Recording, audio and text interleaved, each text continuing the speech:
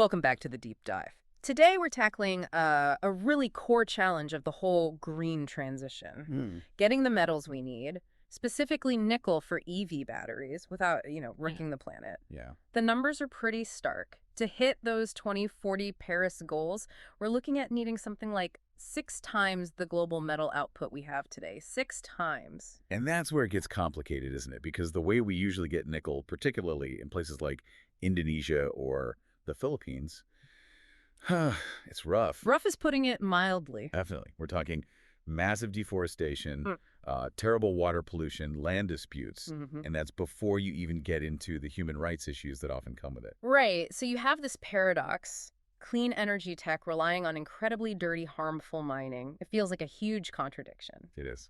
But okay, moving toward solutions.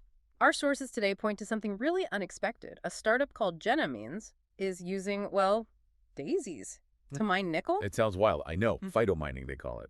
But it's based on real biology. Okay, break that down. Phytomining. Yeah, so it uses these very specific plants. Hyperaccumulators is a technical term. Yeah. This particular daisy species naturally sucks up heavy metals, like nickel, from the soil. So the plant itself draws the metal out. Exactly. Pulls it up through the roots and concentrates it in really high amounts, actually, in its stems and leaves. It's like a biological sponge for metal. Okay, that's already interesting. Nature's own cleanup crew. But Genamines didn't stop there, right? No, they kind of turbocharged it. They used gene editing to develop a version of this daisy that's like 3 times bigger. 3 times the size. Yep. And it can absorb twice as much nickel as the natural version. They've actually managed to get crops where the biomass contains almost 7.6% metal. Wow, 7.6%. That's a lot of nickel packed into a plant. It's incredibly high. Yeah. And think about the environmental side. Traditional mining tears up the land, leaves toxic waste. Right. It's essentially agriculture. As the plants grow, they're remediating the soil, cleaning it up. And wait, because they're plants, they're capturing carbon dioxide as they grow. Precisely. So the whole extraction process can actually be carbon neutral. Yeah. That's a game changer compared to smelting nickel ore, which uses enormous amounts of energy. Okay, so it cleans the soil, it's carbon neutral. Where are they doing this? Well, the pilot site is in South Africa on land that's naturally high in nickel, but basically useless for growing food. So it's not competed with agriculture. That makes sense. And how long does it take?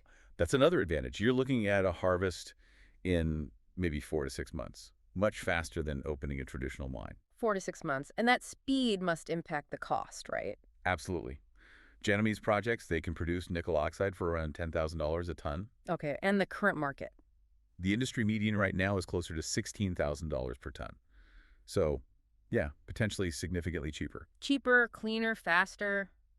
This sounds almost too good to be true. What are the catches? Why isn't everyone doing this already? Scalability must be an issue. Well, the main hurdle isn't really the tech itself. It's more about shifting mindsets. Getting the industry to see metal coming from a farm, not just a mine, Okay. but the potential scale.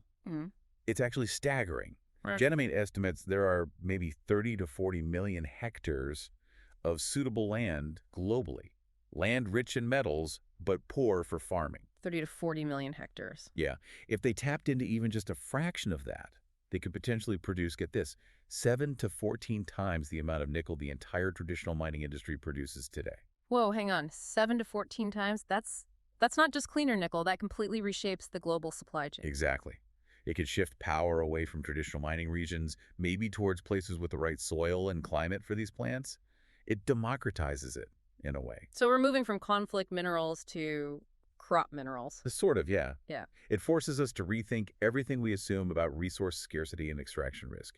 It genuinely shows a path where we can get essential resources and protect biodiversity, soil health, human well-being. It really does seem like plant biotechnology could potentially revolutionize how we get resources.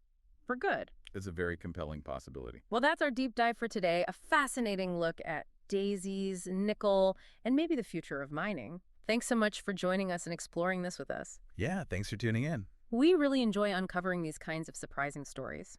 If you do too, make sure you follow the channel so you don't miss our next deep dive. We'll catch you then.